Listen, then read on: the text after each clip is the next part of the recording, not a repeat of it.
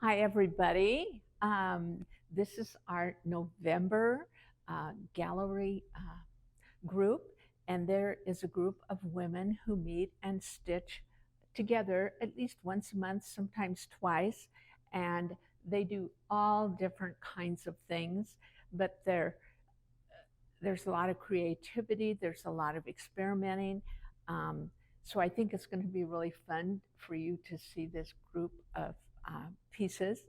To start with, we have some pieces that Kit Stafford did, and they all um, center around nests. And she worked with kind of a metal base of a shape, and then did a lot of wool felting, and then added found objects. Um, when you get up close and see it, I mean, it's just an interesting collection of uh, found objects. I mean, there's some film up in the red one, uh, buttons, wires, you know, lots of vegetation. So it's really fun to see. And um, the top one is $90, and that's Love Finds Home Here. And then the red one is Summer. The Sun Finds Me. It's 16 by 20, and it's 75. And then the one on the right is Winter Warm Waiting Inside, and it is 50. And then this green one is Holding On to Green, and green happens to be my favorite color, so that one really speaks to me.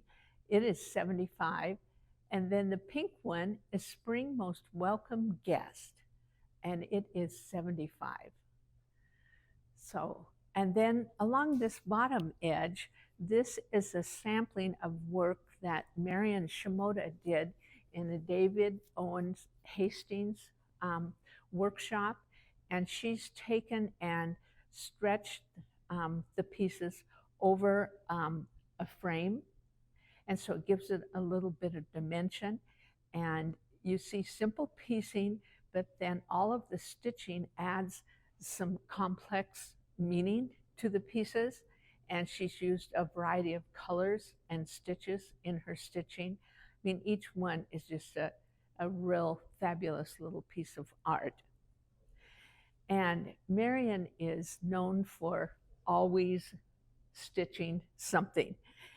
And over here on the left, she just has one that she created at this point out of wool. And she's a collector of wool scraps. A lot of people give her their pieces when they're done with them.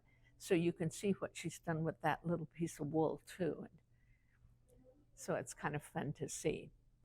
And I think we'll just head on down to the left here. These three pieces are by Leody Richards. And Leody is a very interesting artist. She's always coming up with something.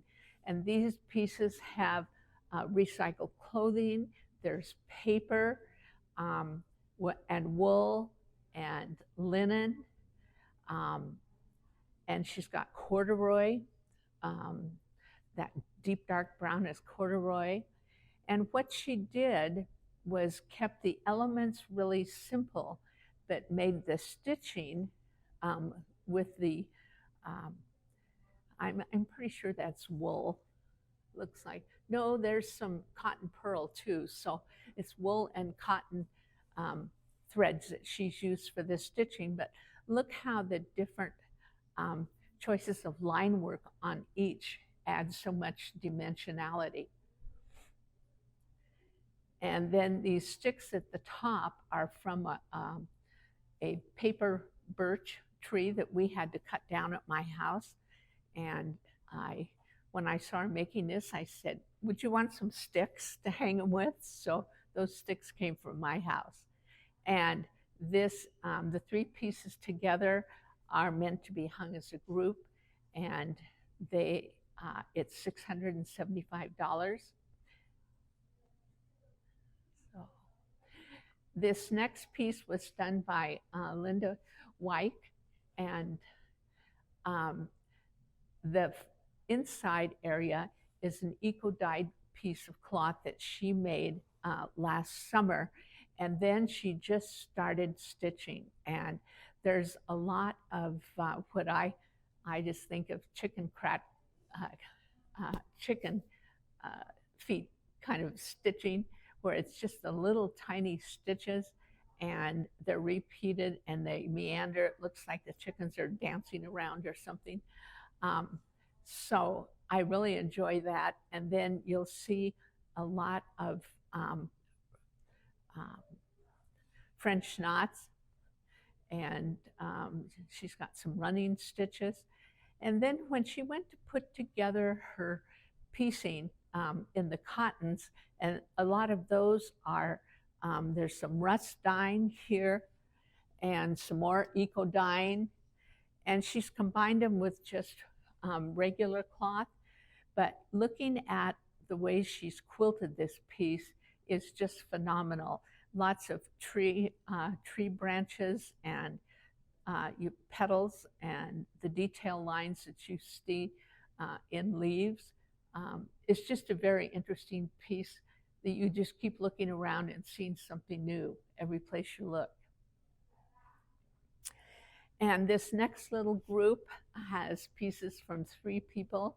The top one is called Mrs. Brock, and this is from Karen Brock, and it's a Kwandi style piece made from personal favorite fabrics. And this is a technique that Sujata Shah teaches. And what I like in this particular one is her use of her favorite linens as well as scraps of cotton fabrics that she likes. And it's held together with the Kwandi stitching, which is a running stitch. And then right below it is a Tony Phillip piece, A Little Bird Told Me. It is $130. It's 8 by 8. And Tony is known for her stitching and her use of fabrics. I mean, she just finds the best things to put together. You know, I love this larger print piece in here. It adds so much movement. And sometimes you think, oh, well, maybe the scale's too big, but it really isn't. I think the little accent where you see the one little bird and the feet of another little bird is kind of fun. And then this next dimensional pincushion, I don't know how to pronounce this correctly, but Biscornu pincushion. One of our members showed us this technique, and at one of our meetings, we all made these little pincushions. So this next piece belongs to me, and it's called Twilight Medley, and it just came back from being in a Sakwa show that was juried and that traveled around for 3 years. And when the call for quilts came out, I had been cleaning out some of my closets, and I found this had been started and it was just pinned to white flannel, and I hadn't finished making everything yet. And I looked at it and I thought, well, I don't want it on that white. So I took the pieces off and put it on magenta, and all of a sudden it just came to life and kind of spoke to me. And I was trying to kind of push myself, and so I didn't do any piecing on this quilt. Everything is raw edge, and a lot of the pieces are fused, and some of them are just stitched on top. I have like organza on top of this one and some of the other larger sunflowers. And so the stitching really was what carried out the theme. And you'll see hand stitching and free motion machine stitching. And then the other thing I did was block printing. And you can see, especially down in this corner where I did lots of printing. And I wanted the printing to go over this where the seams come together, if there was a seam. I felt like that helped to just join um, the areas. And in here, you can see where, I printed over the top of this so that it kind of carries the eye all the way up. At least that's what I was thinking when I made it. I don't know if that really happens or not. But this is such a departure from what I usually do because I seam everything in most of my work and it's very tidy. And to me, as I worked on this, I mean, it was kind of loosey goosey. And there were times when I felt like it was getting a life of its own and taking off. But it was really fun to do. And I pushed my use of colors and materials. There's little pieces of silk and stuff in here that are fraying. And I just had to get used to that and say, it's going to be okay. So it was really fun. And this is another of Linda's pieces. She did this one during COVID, and she stitched and stitched and stitched. I mean, it is totally covered in stitches and so beautifully done. And it was a linen, I think, tablecloth that she had, and it had kind of a bad spot on it, so she just cut it out and let the quilt be the shape it wanted to be. And I think her use of the ovals and things really kind of tied the design together. And then obviously once you start stitching and repeating those design elements, it really came together. Then this little piece right above it is called Memories of Japan 1. And in over 20 years ago, I was a featured quilter in the Yokohama Quilt Show in Japan. And I collected a lot of these little pieces. Students that I had gave me little pieces of their fabrics. And when I came home, I just wanted to try and put all these little treasures on one piece. So it's my little treasures. And you see that tiny little kind of basket-like purse up there. I actually found that in one of the booths. And I don't know what it was made for or whatever, but I thought, well, I need to have that. So it came home with me too. And I remember seeing Mount Fuji, and it had snowed, and you could just feel these lines coming down the mountain from where it had snowed. And so that's why I made that mountain the way I did. So I really like collecting memories from trips and trying to figure out a way to put them on a small quilt. I think it's kind of a fun thing to do. And this is a table run done by Cheryl Rudolph, and it's 16 by 109. She has a giant table. But she calls it Metolius. That is one of her favorite places. And everybody that lives around here loves the Metolius. But it's a tribute to the river and what is sacred to you. And a lot of times it's fun to work with that in mind when you're choosing colors for a piece. You know, to me, I can feel the movement of the river when I look at this. And we weren't exactly sure how to hang it because it's really long, but I think this turned out okay. So it wouldn't have to just go on a table.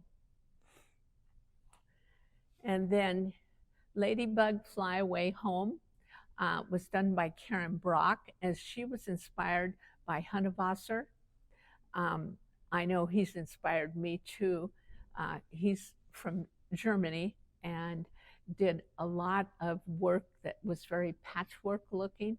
And, you know, his shapes are very organic. And this piece happened to use a lot of wool pieces, and it's all hand stitched.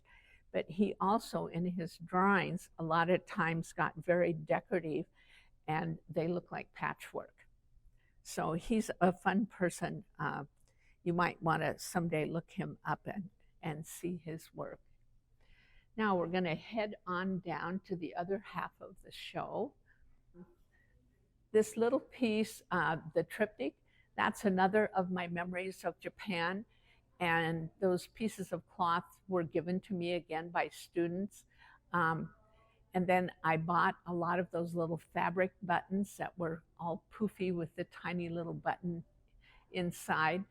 And I decided to just make up my own hanging device for it because it's not very big. I wasn't sure what else to do with it. And then I found this little willow stick and it had red on it. And so that feels like it worked out just fine. And I like to do a lot of hand stitching, so you can see the hand stitching on there too. Then this piece hanging below here is Lungs of the Earth, and it's 26 by 20, and it was done by Linda. Again, it was her eco-dyeing, and I think some of the red pieces on there have been appliqued on, and then she's just done stitching around them. But I think she felt like it needed a touch of more of color, and so she added those kind of earthy reds to it.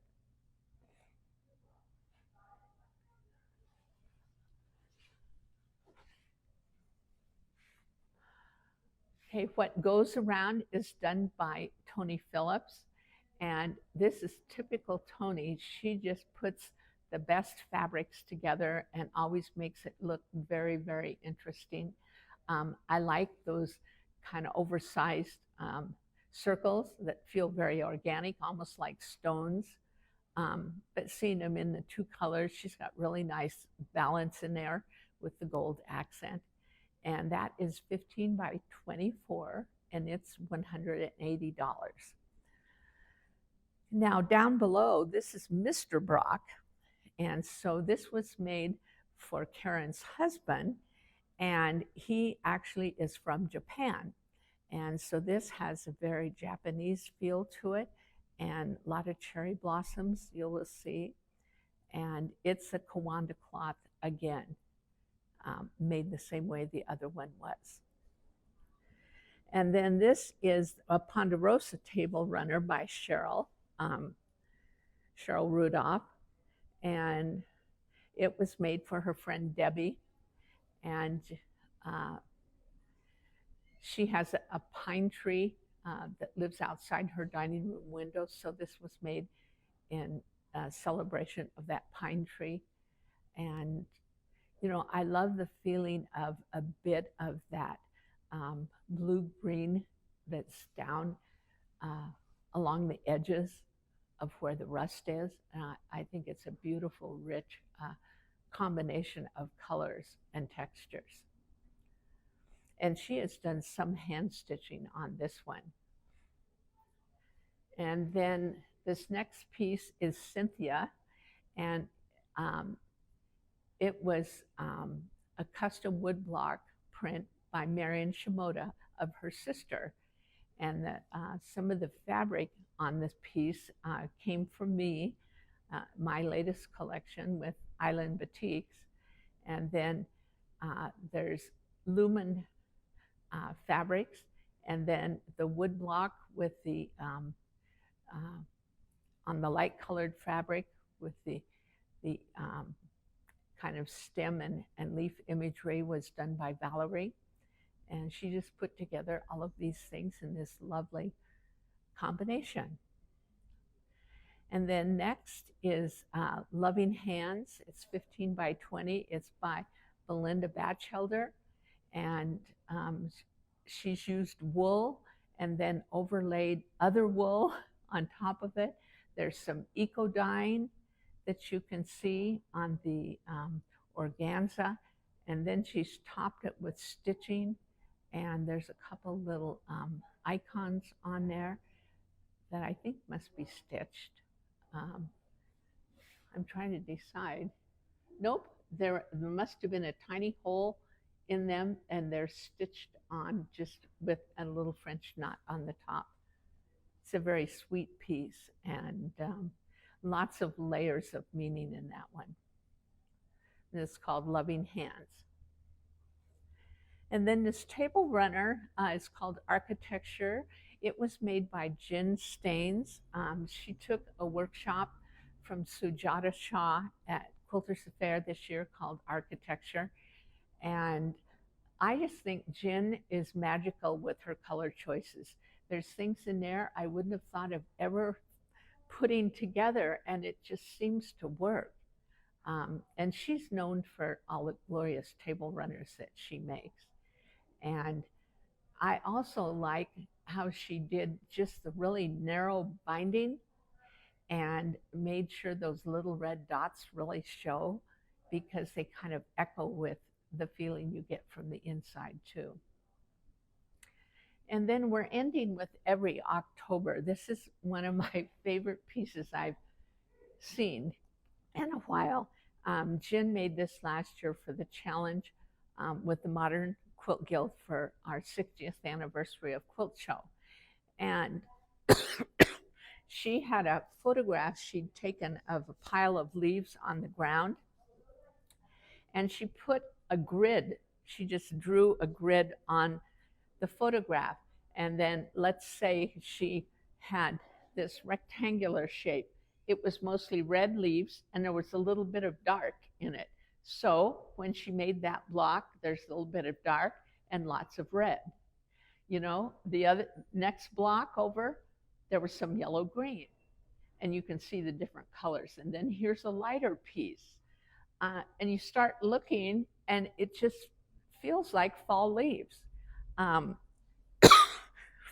it's quilted beautifully. When you look at the quilting, these leaves just meander. It especially shows well up here. You can see her free motion quilting. And here's a whole pile of brown and green together. I mean, I just love what she did with it.